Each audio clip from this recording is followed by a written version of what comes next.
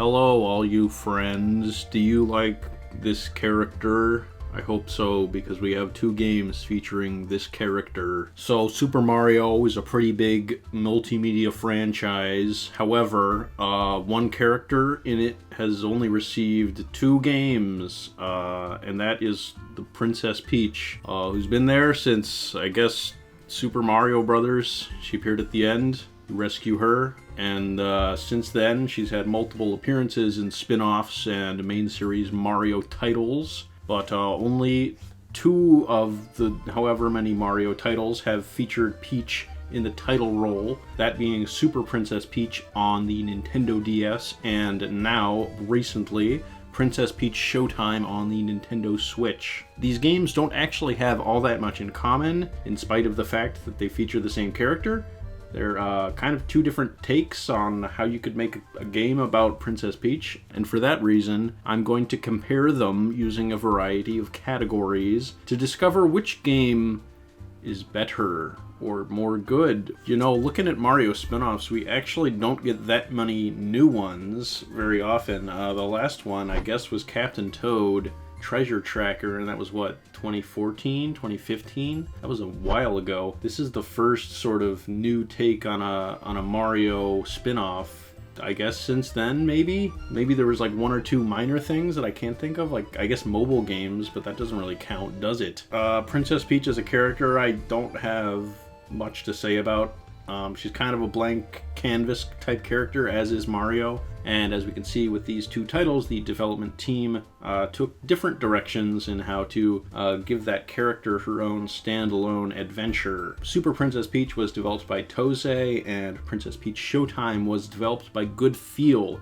Tosei is most well known for their work on the Starfy games, which I've not played but do look very charming, and then Good Feel has made many games that I'm actually quite familiar with: Kirby's Epic Yarn, Yoshi's Woolly World, and Yoshi's Crafted World. They also have a recent Nintendo Switch title that is Japan exclusive. I will not attempt to pronounce the name. It's a Japan exclusive game, and I did play the demo, and it was quite fun, so I hope that gets localized into English so that I can get the full experience of that, because it seemed like a good time. Anyway, so they're a pretty prolific developer and a longtime partner of Nintendo, so they've come back with a new take on a Princess Peach game. So let's compare the two titles' visuals and performance. Super Princess Peach has pretty great visuals. I was impressed by how nice the game is. Very simplistic but effective sprite work. The animations are all really good. There's a lot of charm to this title in how it looks. Really nice pastel-y bright colors, and the enemy designs, while many of them are familiar, have been sort of remixed slightly to have a distinct style for this game. So the Goombas look a bit different than standard Mario Goombas, and so do the Koopas, and so on and so on. The different level themes that were chosen for this title are fairly standard. You have your desert, volcano, ice, water, but they're done well.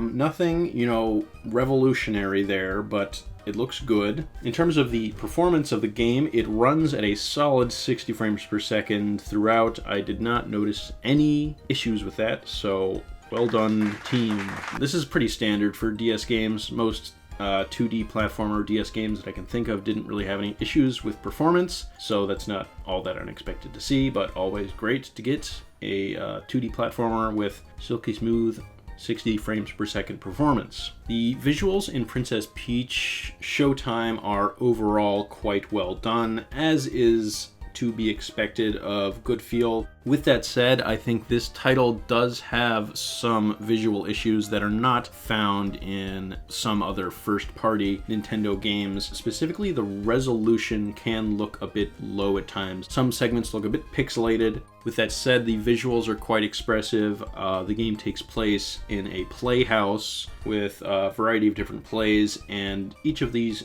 environments has been lovingly designed and crafted. The attention to detail in the visuals in conveying the theme of play is really commendable and very effective. For example, there's curtains, and for some of the floating objects you can see wires just very barely suspending them in the air, which is a nice detail. So just little things like that go a long way to conveying the idea that this game is going for, which is that everything is a play. And that's something we've seen in Mario for an incredibly long time, I guess, going back to Super Mario Bros. 3, and then that's been brought back in many other Mario games since then, but here it's really at the forefront, and I think that was a good decision because it gives the game a distinct style that's smart. It makes it stand out and gives it its own identity.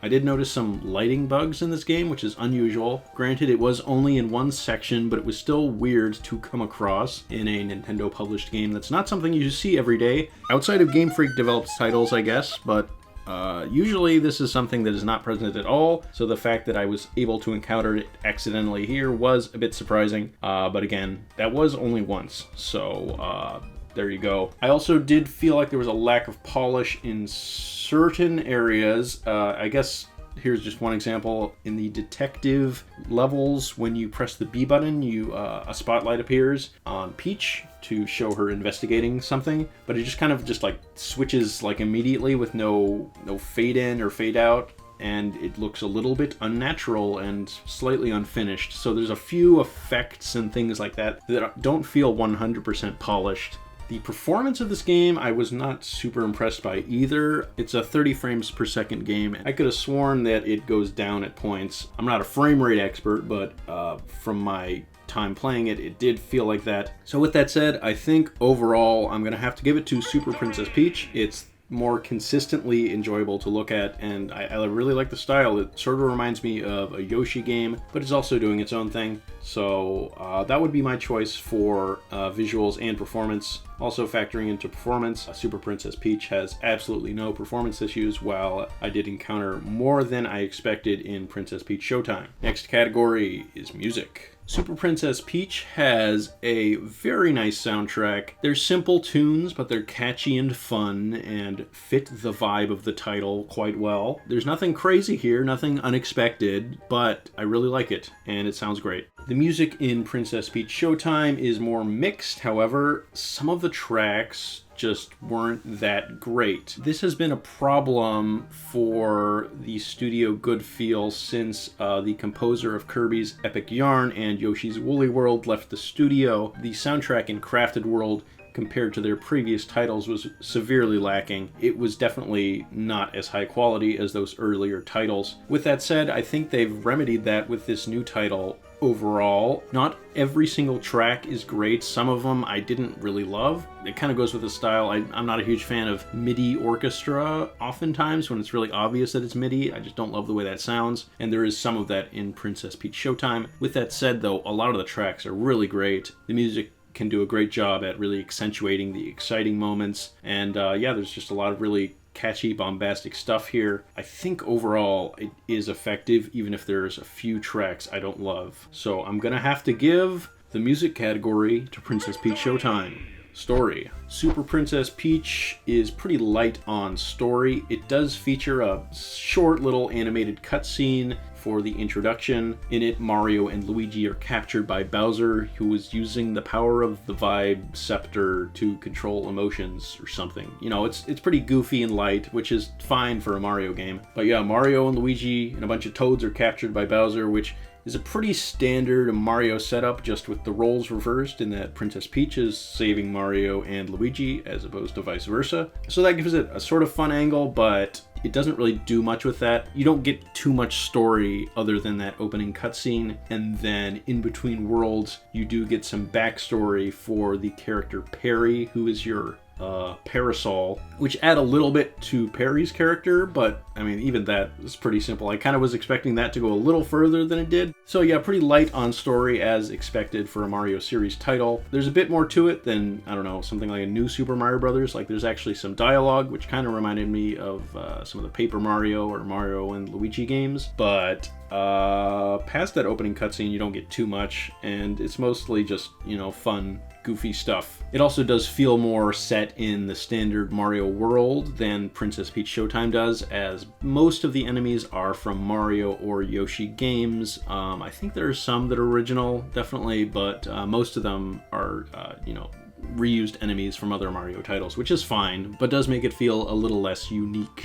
The story of Princess Peach Showtime is similarly pretty basic. It does have a few things going for it in that you have individual little stories in each of the 10 plays, just some context of why you were doing what you're doing, and there's little side characters, so that's kind of nice. The overarching goal is to stop the villain, who is an original villain, Grape, from taking over the playhouse, which is what she's trying to do, Grape. So you got to stop Grape with the help of Stella, who's a star. It doesn't have too much of a personality, but that's fine. She's not unlikable.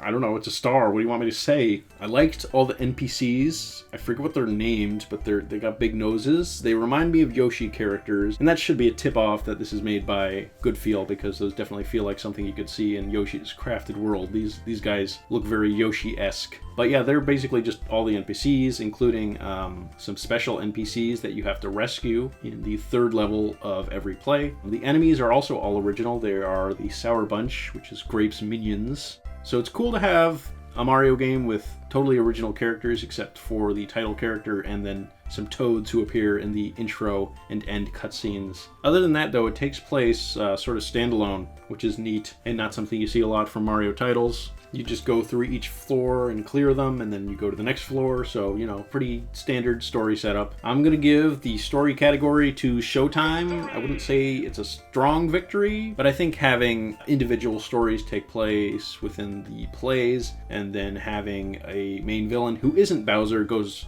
a long way, so I think that pushes it above Super Princess Peach for me.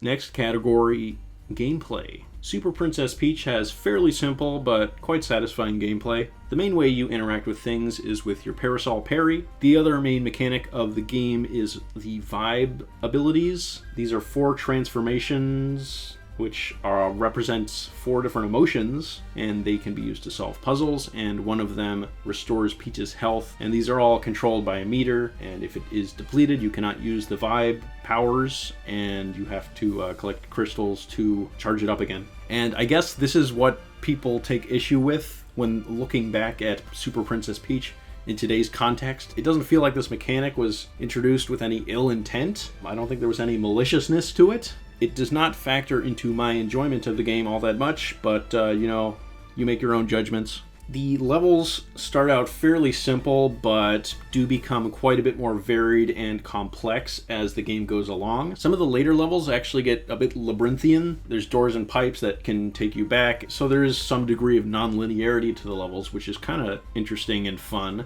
to see in a Mario title, since that doesn't usually happen. I guess it is somewhat similar to some of the Yoshi titles, where some of the levels do contain some amount of non-linearity, so I guess that would be the closest comparison. There's also some transformation segments with Perry the Parasol. One of them sees you riding on a zip line. There's another where you turn into a submarine. So those are nice sort of changes of pace. The submarine uses the DS's microphone as the form of attack, which I'll admit I didn't love. Usually I'm in favor of using these goofy gimmicks that consoles have, but in this case I didn't love it too much. Wasn't my favorite. One fun detail is that since this game was developed by the Starfy development team, Starfy himself makes a few cameo appearances in some of the levels. I think I only saw him once, but he's in a couple levels, so look out for him. He's pretty cool. So it's pretty obvious that the main gimmick in Princess Peach Showtime is that Peach transforms in the 10 different plays in the game. Each of these transformations has its own unique gameplay style and theming, and there's 3 levels per ability, which all tell their own self-contained story, though granted they're pretty basic. Definitely an interesting idea, and executed pretty well. There's some issues definitely with this amount of variety, in that none of the abilities really feel very fleshed out or have much depth, and that's not a huge issue, but it is something to think about. Some of the transformations I really kind of just disliked and never really came around to. Some of them I disliked at first, but was able to find some enjoyment out of, like Detective. I thought was pretty lame at first, since there isn't much gameplay interaction, but as it kept going I started to enjoy it a bit, just because the theming's really nice, and it's, you know, it's just inarguably very charming, so it did win me over. Some of the other abilities, though, did not. Patissier was really not enjoyable to me at all. There's some fun theming in the second Patissier level, where it's Halloween and you're baking Halloween baked goods, which isn't, I guess, conventional, but sure, why not? So that was cool, but the actual gameplay was not fun to me. personally. Some standouts though, because there are actually some abilities which I really enjoyed, and that was Ninja, Mighty Peach, and Dashing Thief. I tended to have more fun with the action-based abilities. They have some really great set pieces, especially Ninja and Dashing Thief. I found the theming really well done for those, and the gameplay was also quite fun. There's definitely a lot of high points in this game, actually, and I have to say that the demo really did this game a disservice. It basically has the worst parts of the game. It has the first level of the Sword Fighter and the first level of Patisserie? Christ, I don't know. Patisserie. Especially Patisserie, really not that fun to me. And the first Sword Fighter level is very basic. It goes without saying, but this game is extremely easy, and that's okay when it's fun and engaging as well. When it's not fun and engaging, it becomes a bit of a chore, but for most of the time, it is actually fun. A game doesn't have to be super difficult to be enjoyable.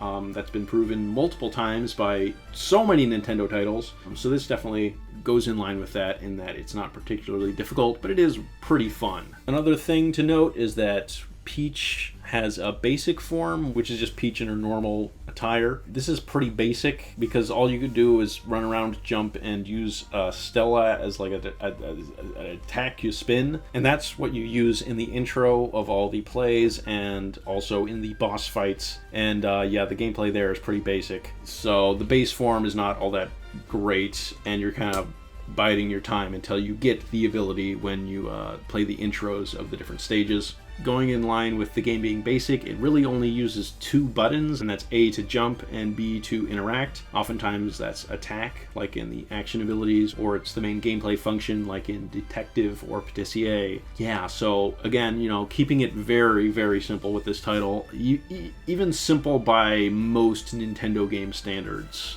which is interesting. Another thing to note about this title is that some of it takes place in 3D, while some of it is in 2D. You move on a 3D plane, but there isn't all that much 3D exploration gameplay here. You're really just going from left to right in a majority of cases, which is fine, but it doesn't really take advantage of being 3D in all that many instances. It was definitely surprising to see just how different this game felt to any other good feel title. I think the gameplay is overall effective, even if some parts are quite dull, and for that reason I'm going to give the win here to Princess Peach Showtime. Super Princess Peach is more consistent, but it is also more standard. Princess Peach Showtime has a more distinct identity among Mario series titles, and some of its best moments are just super engaging. Our next topic is voice acting. Super Princess Peach does not have all that much voice acting, but the voice acting it does have is quite good. You have Samantha Kelly, the main Peach voice actor, voicing Peach, as well as the Toads. Nothing too amazing here, but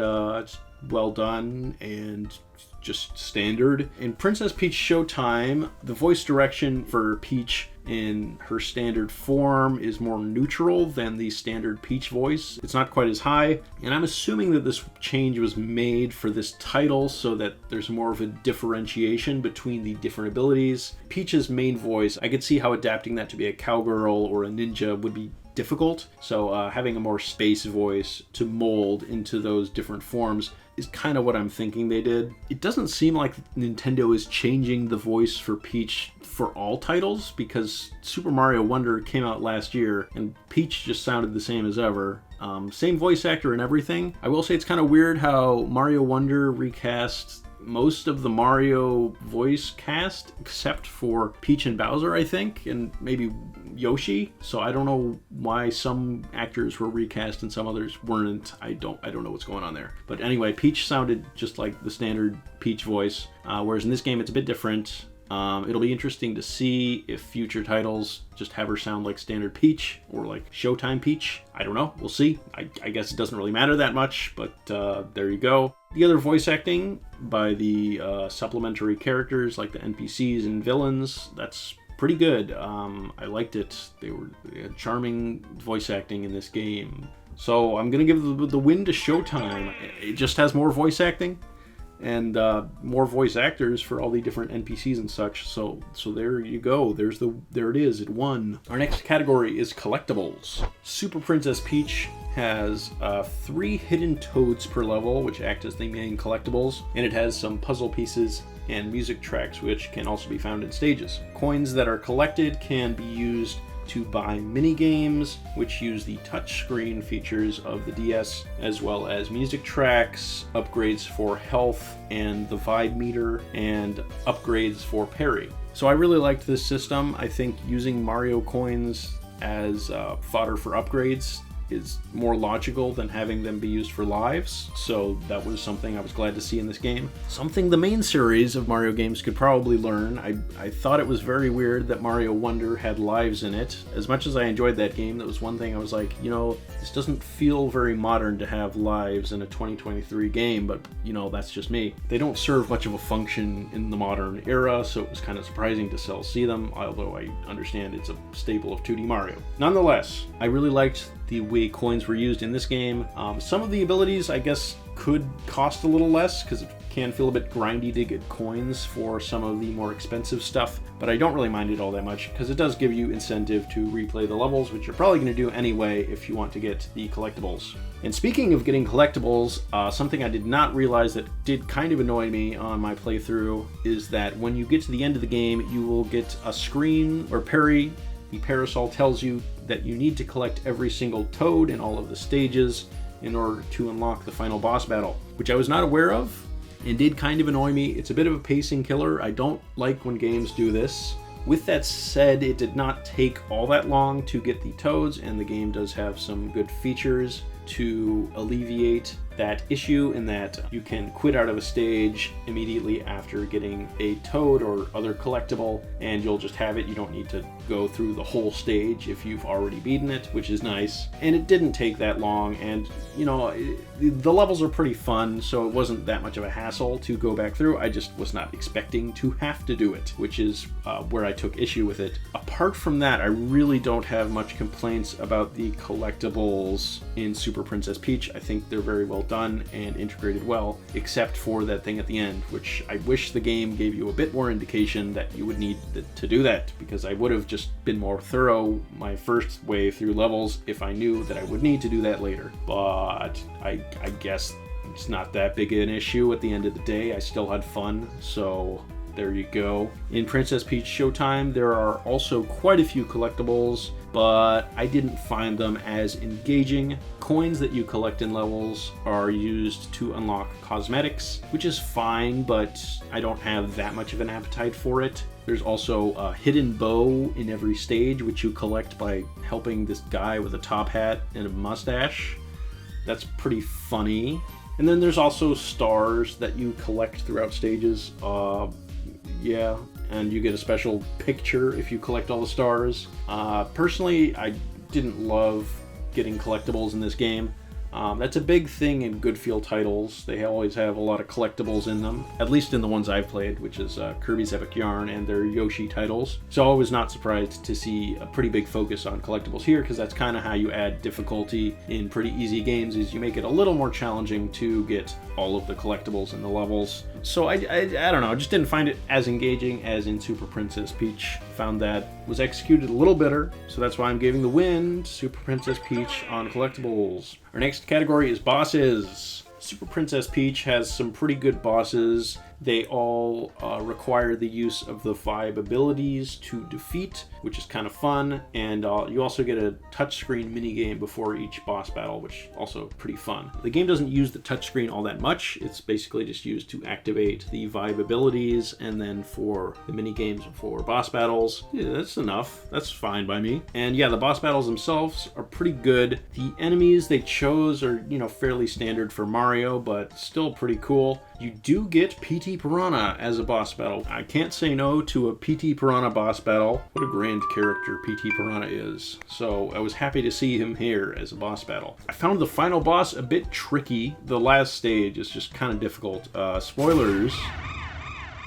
The final boss is Bowser. Who would have thought? The final stage, it requires some pretty tight timing, throwing some bombs, which that took me quite a bit to get through. But I did enjoy the challenge. I relished it, in fact. In Princess Peach Showtime, the bosses are pretty good. I liked the theming. They're sort of themed around, theater stuff.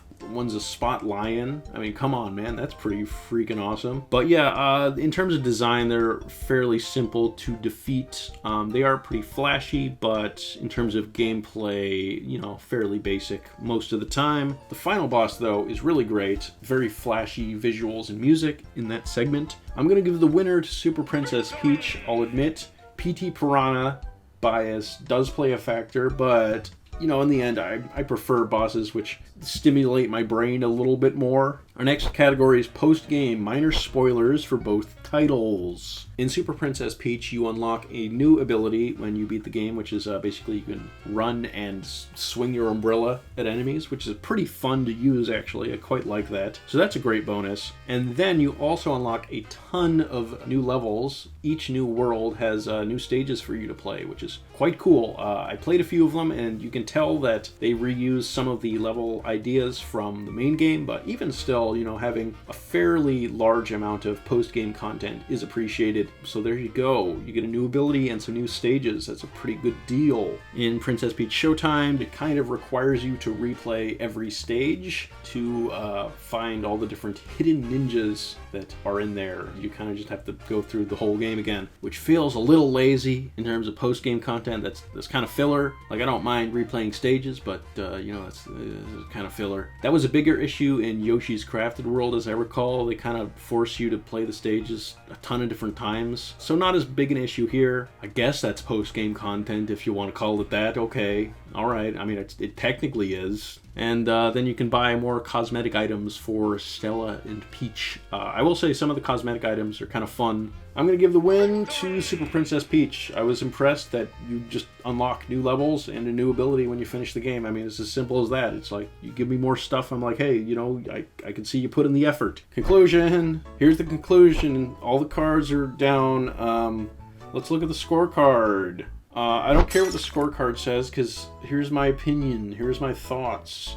Super Princess Peach is actually really good. I haven't heard much about this title. It's kind of a footnote in Nintendo history. Kind of came and went. I think it sold decently well, but not amazingly either. It's just one of the experimental Mario spin-offs that they had on the DS, I guess, is where it's lumped. But I think it should be remembered because it's quite fun, it's quite charming, and there's a lot about it to like. Princess Peach Showtime is an interesting new direction to take the Princess Peach character, and I think overall quite effective. Its concept is, I guess, more immediately appealing. Having it be themed around a play adds quite a lot, and the execution of that, while lacking at times, overall is very effective. And I think a lot of people are going to like this one. Personally, I think I give the slight edge to Princess Peach Showtime. I think it has higher highs and lower lows than Super Princess Peach, but at the end of the day, I do think as a game, it is